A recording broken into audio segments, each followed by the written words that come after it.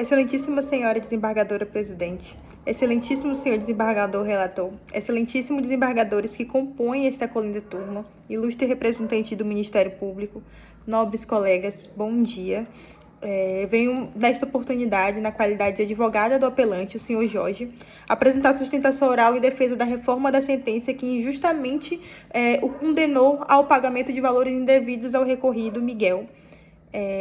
Excelências, o caso é simples, mas ele carrega uma questão jurídica fundamental, os limites do mandato e as consequências da sua extrapolação.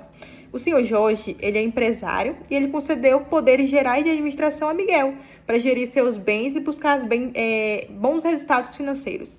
Ele jamais autorizou a venda de seus imóveis. Apesar disso, Miguel, sem poderes especiais expressos, ele vendeu o apartamento de Jorge, firmando um contrato de compromisso de compra e venda no nome dele e ainda também recebendo o sinal da compradora.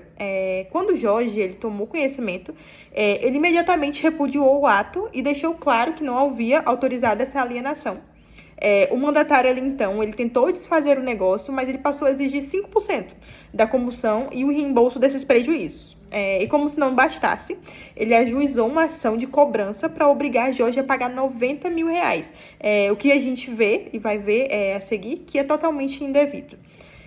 Excelências, o artigo 661 do Código Civil, ele é cristalino, ele é transparente, quando ele fala que o mandato, em termos gerais, ele só confere poderes de administração para alienar, hipotecar ou praticar qualquer ato que exceda a administração, que dependa de poderes especiais expressos. Ou seja, Miguel, ele jamais teve poder para vender os imóveis.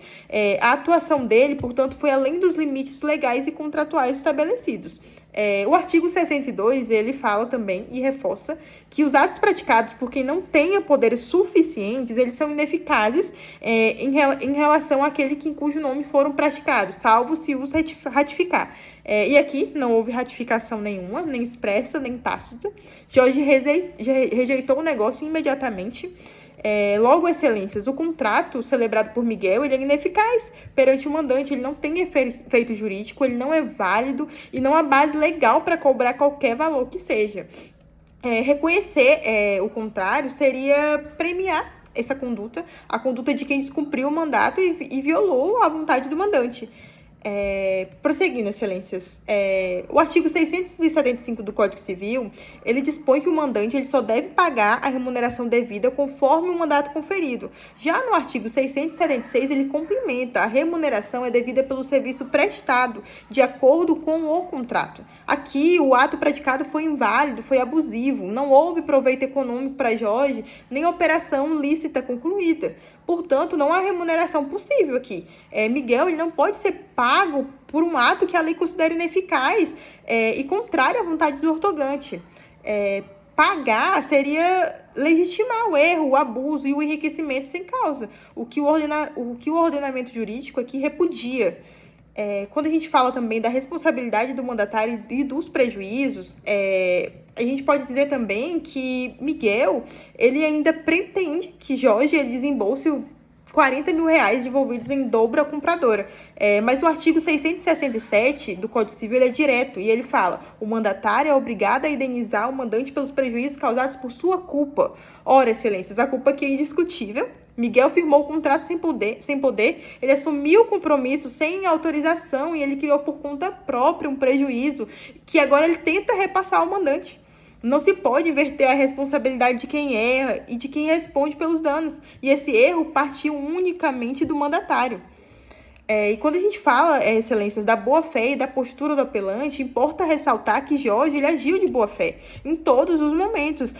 Tão logo quando ele tomou conhecimento dos fatos, ele revogou os poderes e rejeitou a venda. A sua conduta foi inteiramente pautada na legalidade e na transparência. Em contrapartida, o recorrido ele ultrapassou os limites da confiança que lhe foi depositada, buscando benefício pessoal à custa do mandante. Portanto, excelências, diante do exposto aqui, e ficou demonstrado que o recorrido ele extrapolou os poderes do mandato, o negócio jurídico aqui é ineficaz perante o mandante, não há direito algum à remuneração, nem ao reembolso pretendido, e o apelante ele agiu dentro da legalidade, ele apenas exerceu seu direito de preservar seu patrimônio.